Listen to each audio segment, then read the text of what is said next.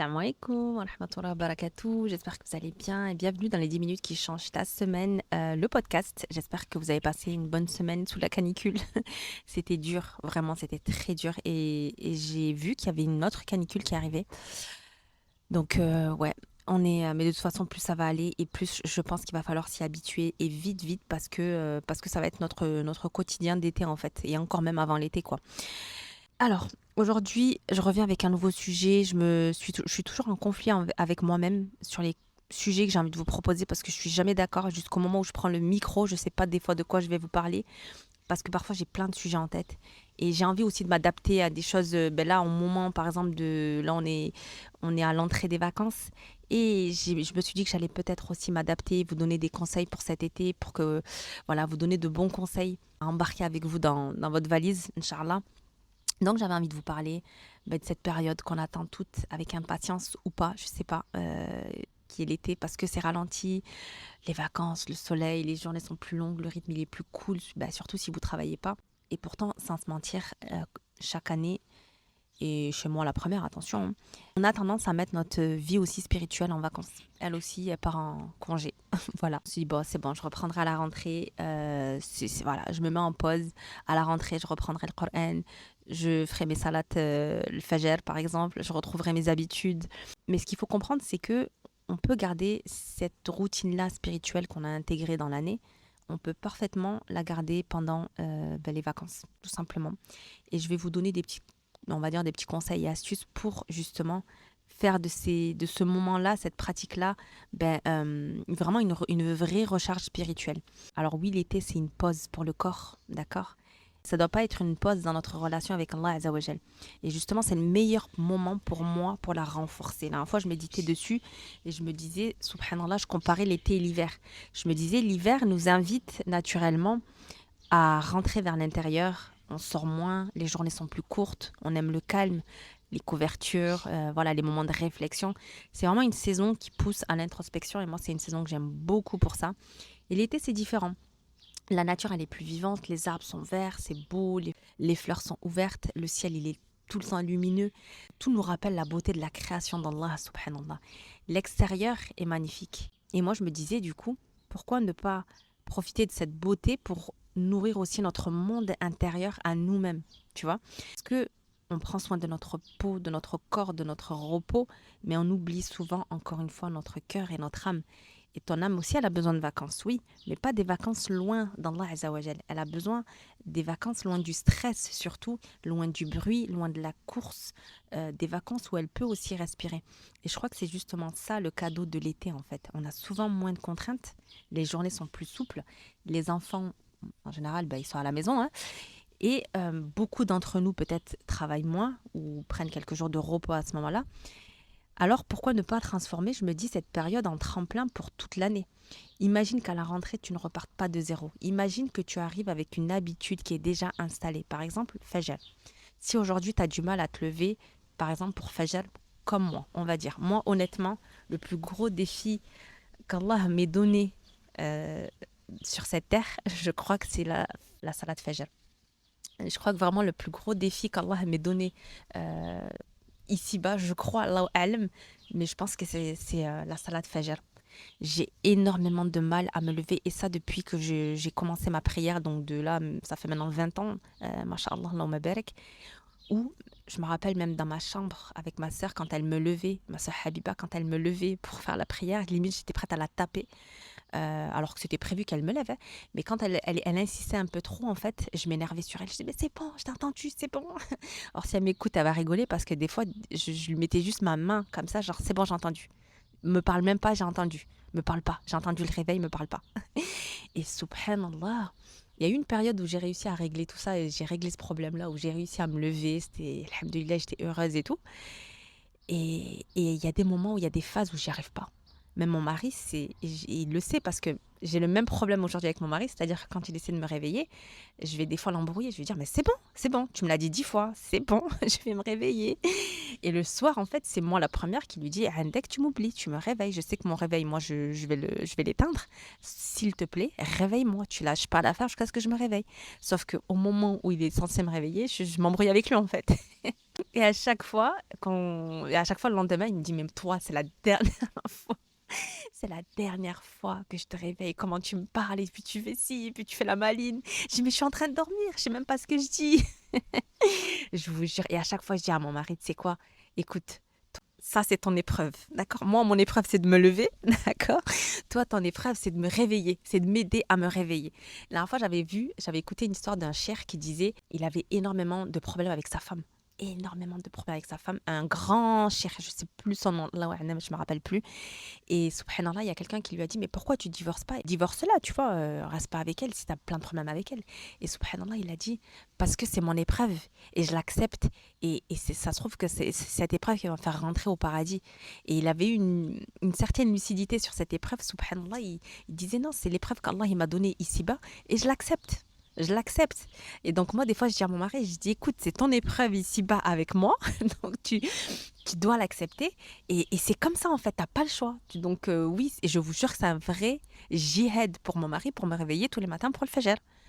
Là aujourd'hui j'en rigole, mais c'est pas marrant en vrai. Mais j'en rigole parce que vraiment la scène elle est vraiment elle est délirante. Le soir il y a un discours et le matin c'est la guerre en fait. Je sors les gants de boxe, je lui dis mais c'est bon.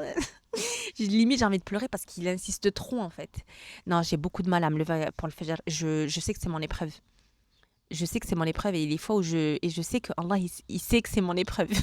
Donc, et je sais que les fois où j'arrive à me lever, je me dis: «Oh machallah», pour moi j'ai gagné une bataille avec Shaitan, tu vois? Subhanallah. Donc si aujourd'hui toi tu as du mal à te lever pour Fajr, on profite de cet été, viens on fait un challenge toutes les 2 ou à plusieurs comme vous voulez pour se dire: «OK, ton cerveau il a besoin de 21 jours pour, s'habituer à une nouvelle habitude». Pendant 21 jours, on se met un seul objectif, faire, toutes nos prières Fajr à l'heure. Voilà. Toutes nos prières Fajr, on les fait à l'heure pendant 21 jours. Après c'est facile. Après c'est facile. Ton corps il est habitué, ton cerveau il est habitué, il va se lever de suite. Voilà, c'est pour ça que venez, on se motive les filles pour celles qui prient déjà le fajr à l'heure. Allahumma barik, masha'Allah. Vraiment, qu'Allah vous préserve et vous maintienne sur cette voie-là. Donc, on met la niya, on se dit, ok, moi, à partir de maintenant, je vais me lever pour Fajr et je vais plus lâcher. Qu'est-ce qu'il y a? Je vais plus lâcher. On met la bonne niya, on fait une bonne dua, on fait l'istighfar un petit peu avant. Et voilà, bismillah. Donc, essayez de voir justement l'avantage de cette période. Donc là tu n'as pas forcément l'école, les horaires, les trajets. Donc, profite de cette souplesse pour justement entraîner ton cœur à aimer ce rendez-vous avec Allah Azza wa Jal. Les habitudes, elles ne s'installent pas en une nuit, en une journée. Il faut une constance. Elles se construisent avec la répétition, avec la douceur, la patience surtout. Et surtout être doux avec nous, envers nous-mêmes. C'est très important d'avoir cette douceur envers nous-mêmes qu'on a parfois envers les autres, mais qu'on n'a pas envers nous-mêmes. Si on rate quelque chose, on va se blâmer, on va se dire mais pourquoi, mais voilà, je suis nulle, vas-y, je lâche l'affaire. Et on a tendance à se fouetter, à s'auto-fouetter nous-mêmes en fait. On a besoin de personne pour ça. Tandis que si une personne elle vient te voir, elle te dit ouais, j'ai raté ma prière, nana, tu vas, la première des choses que tu vas faire, tu vas être doux avec elle. Mais c'est pas grave, Allah il voit tes efforts. On est les premiers, c'est vrai, on est comme ça. Allah, il voit tes efforts, il regarde pas les résultats, il voit les efforts que tu as mis. T'inquiète pas, tu as toujours eu l'habitude. Donc ça, on sait parler, on sait réconforter les gens, on sait, mais envers nous-mêmes, on sait pas. Envers nous-mêmes, souvent, on se blâme. On se dit, ouais. Alors que non, ça devrait être la même chose, même pour nous, de se dire, ok, là, j'ai raté Fajr. Demain, je ferai en sorte de ne pas la rater. Demain, c'est un autre jour. Allah, je sais qu'il m'accompagne. Il est avec moi dans cette histoire. D'accord? Allah, il m'accompagne. Et surtout, rappelez-vous, les filles, vraiment, Allah, il ne juge pas avec les mêmes standards que nous. On se juge entre nous ici-bas dans cette terre. C'est-à-dire que nous, on va juger les résultats.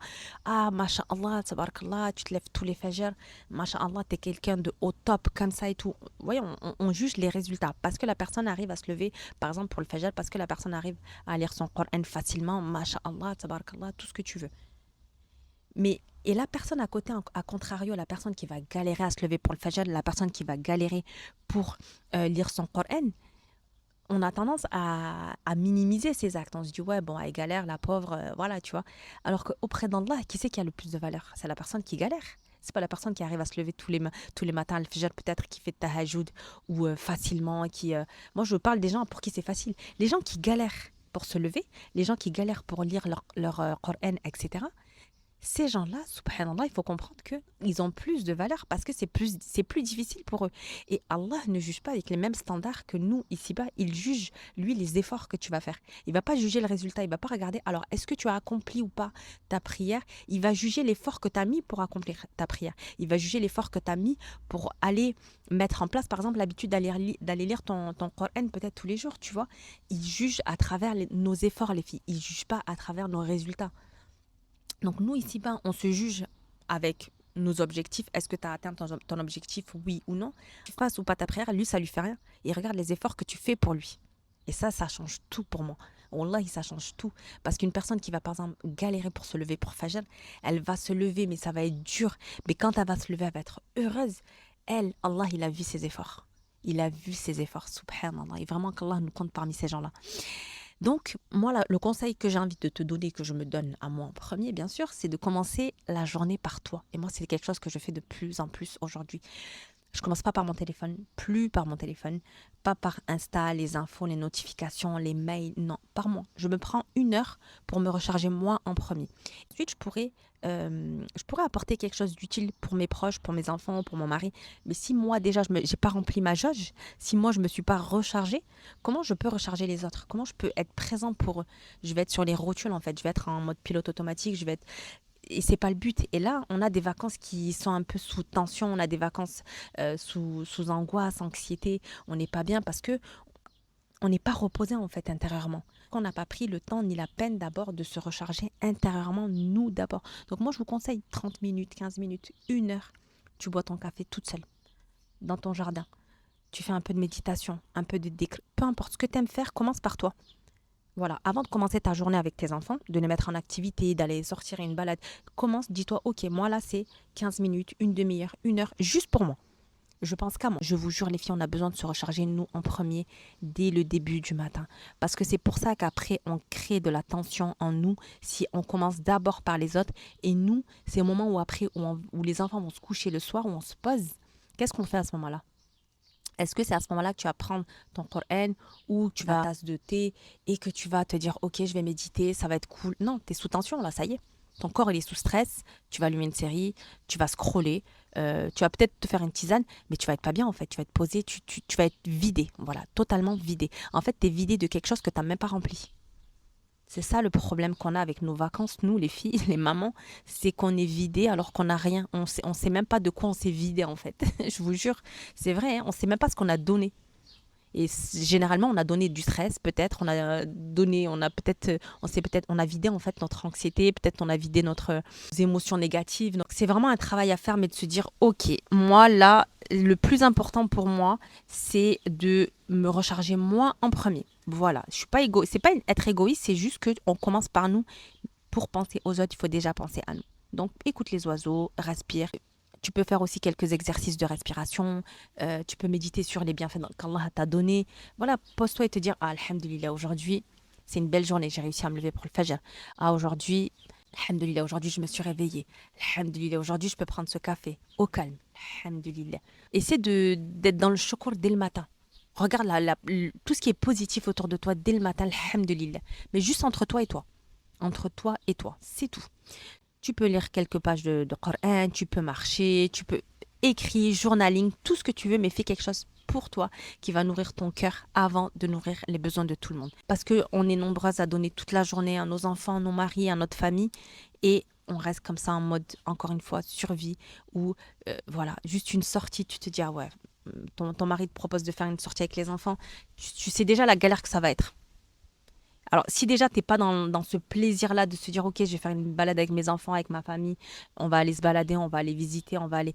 Si déjà, tu es dans ce mode survie avant, juste à l'idée de sortir avec tes enfants, moi, je sais que j'étais beaucoup comme ça, vraiment, c'est pour ça que je vous le dis, je sais très, très, très bien de quoi je parle.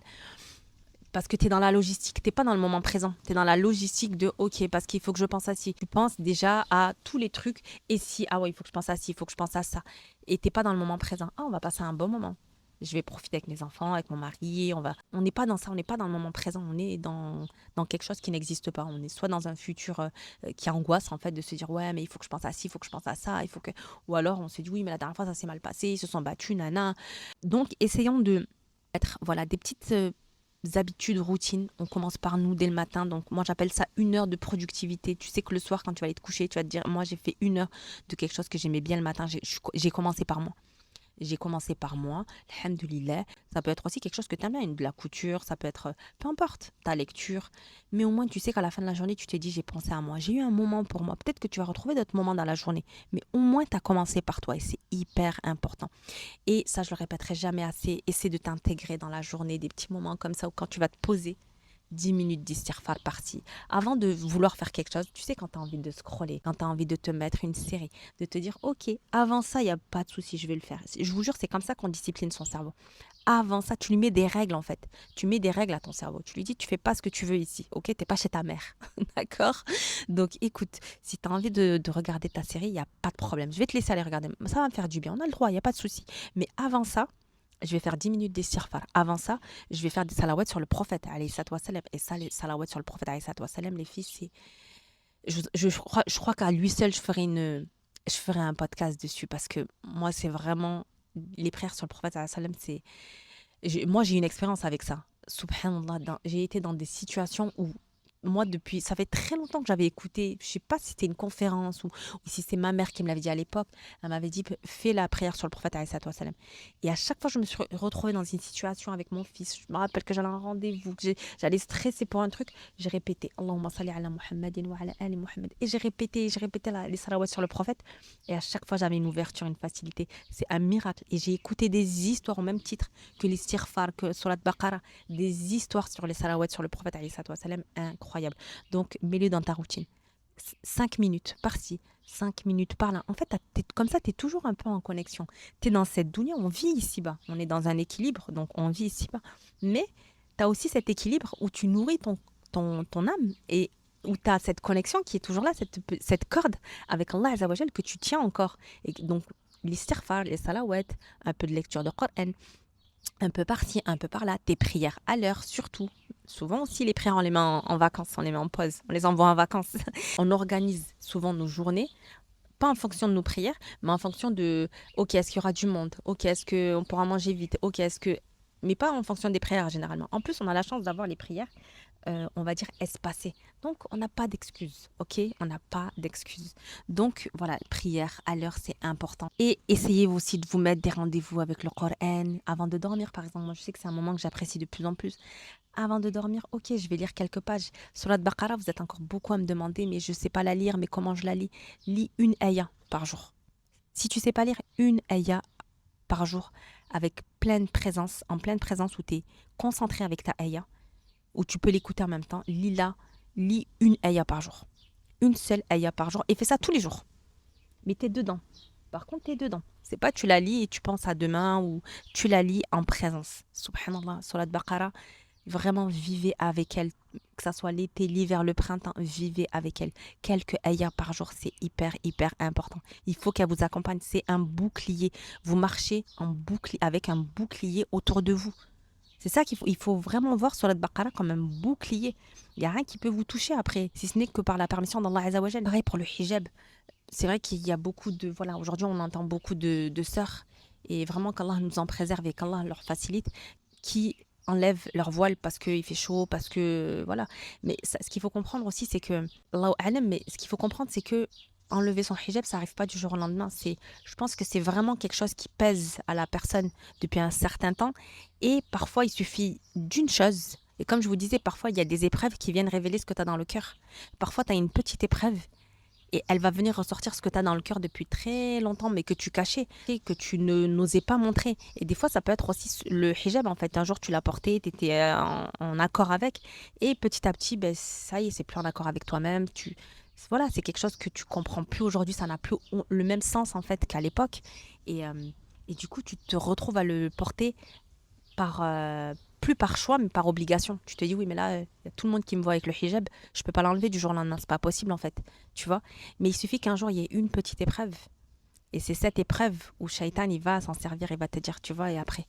C'est quoi l'effort que tu fais en fait? Et la personne en fait à ce moment-là, elle comprend tellement pas l'épreuve, d'accord? Elle se dit pas c'est une épreuve qui va me rapprocher d'Allah, c'est une épreuve, il faut que je patiente. Que la première des choses qu'elle va faire, si le hijab il l'a gêné depuis un certain temps, elle va enlever le hijab. Les épreuves, elles sont là pour venir révéler quelque part aussi notre foi, notre attachement. Est-ce qu'on est vraiment attaché à Allah Azza wa Jal ou est-ce qu'on est attaché au regard des gens, tu vois? Et c'est pour ça que vraiment, et je ne juge pas ce genre de personnes-là, mais rappelez-vous pourquoi vous le mettez et dites-vous, même si tu le portes pas, tu vas avoir chaud. Même si tu ne portes pas le hijab, tu auras chaud. Donc, vaut mieux avoir chaud un peu maintenant. Moi, je me dis, en fait, je vais me retrouver devant Allah Azza wa Jal et il va me dire, OK, pourquoi c'est quoi cette façon de porter ton hijab? Est-ce que moi je t'ai dit de le porter comme ça, ton hijab? En fait, est-ce qu'on a des réponses toutes prêtes qu'on pourra apporter à Allah Azza wa Jal le jour du jugement dernier pour lui dire, ok, ya Allah, oui, c'est vrai que ce jour-là, j'avais complètement enlevé mon hijab ou j'avais découvert mon cou, ou, peu importe. Alors oui, Allah ne regarde pas les résultats, encore une fois, il voit les efforts que tu fais. Donc s'il voit que tous les jours tu galères avec ton hijab, mais que tu tiens, tu t'y accroches, Allah, il va te juger à travers tes intentions, ta niya, même si tu l'as mal porté. Si tu avais une niya qui était forte ou dure, wallahi, c'est dur, c'est mon épreuve. Tout comme moi, je vous parlais de Fajr qui est une épreuve pour moi, mais je lâcherai pas. Pas parce que c'est une épreuve que je vais lâcher ma prière de Fajr. Je vais me dire, ah, c'est tellement dur, c'est quoi, je lâche l'affaire. J'arrive pas, j'ai essayé, j'arrive pas à me lever. Non, ça restera mon combat d'une vie peut-être. Allahu a'lam. Tout comme le hijab, pour certaines, ça sera peut-être un combat d'une vie, tu vois. Mais Allah, il va regarder tes efforts. Il va regarder les efforts que tu as mis dedans et ta sincérité. Tu étais sincère. Si tu mets des efforts, c'est que quelque part, tu es sincère, tu vois. Parce que tu as envie. Tu as envie de le garder. Allahu a'lam, peut-être que même si tu l'as mal porté, tu t'es accroché, tu as aimé ce bout de tissu. Parce que tu sais qu'il te protège et tu sais que tu es bien avec. Tu vas arriver le jour du jugement devant Allah Azza wa Jal, il va te dire, tu te rappelles ce jour-là? Tu te rappelles toutes ces fois où tu mettais mal ton hijab et toi, tu vas peut-être là en mode, oh purée, ouais, je me rappelle. Allah, il va te dire, mais je sais comment tu souffrais à l'intérieur de toi. Mais je sais que tu voulais pas l'enlever. Et je sais que tu t'es accroché à lui, j'ai vu tes efforts. Et est-ce que tu crois qu'Allah, il va pas juger tes efforts? Allah, il regarde les efforts encore une fois. D'accord? Donc vraiment, faites des efforts. Ayez la bonne niya. Et Allah, il vous facilite après. Il vous facilite, Inch'Allah, bi'idnillah. Donc, voyez vraiment l'été comme une opportunité, une saison où ton corps, il va se reposer, oui, mais ton âme aussi, elle peut enfin respirer. Et on est beaucoup stimulé aujourd'hui, on est suralimenté, on est tellement bombardé d'informations que c'est dur de faire le tri et au final, on se noie un peu là-dedans, tu vois. Donc, on cherche pas à devenir parfaite, d'accord? On prend 2, 3 habitudes, allez, une habitude et on est constante. Parce qu'on se rappelle, le prophète alayhi sallam nous a enseigné que les œuvres les plus aimées d'Allah sont celles qui sont faites avec régularité, même lorsqu'elles sont modestes, même lorsqu'elles sont petites. Donc, je vous souhaite de tout mon cœur que cet été ne soit pas seulement celui où tu auras pris le soleil. Donc, vraiment, je vous souhaite, les filles, de tout mon cœur, que de réaligner votre cœur pendant l'été, de prendre le temps, ce temps-là, de se dire, ok, mon cœur aussi, mon âme aussi, est aussi important que mon corps et que mon mental que je mets en pause et que je mets en vacances. Qu'Allah fasse que nos cœurs se rapprochent un peu plus de lui durant cet été et qu'on utilise justement ces vacances pour se rapprocher de lui, pour se purifier et vraiment qu'Allah nous mette la baraka dans notre été, qu'il apaise nos cœurs et qu'il fasse de cette période un nouveau départ peut-être pour chacune d'entre nous, pour la rentrée, pourquoi pas. Allahumma amin, amin, amin. Donc voilà, j'espère que ce sujet vous aura plu, j'espère que ces conseils vous auront plu aussi. Pensez à vous les filles, pensez à votre cœur, ne pensez pas qu'aux autres, sans être égoïste bien entendu, mais commencez par vous. Vraiment le meilleur des conseils que je vous donnerai, c'est de commencer par vous, par des choses qui vont vous faire du bien, qui vont vous faire plaisir, par des choses en fait où qui vont être productives, qui vont vous apporter quelque chose surtout. C'est des choses qui vous apportent quelque chose au final. C'est pas des choses mondaines, d'accord?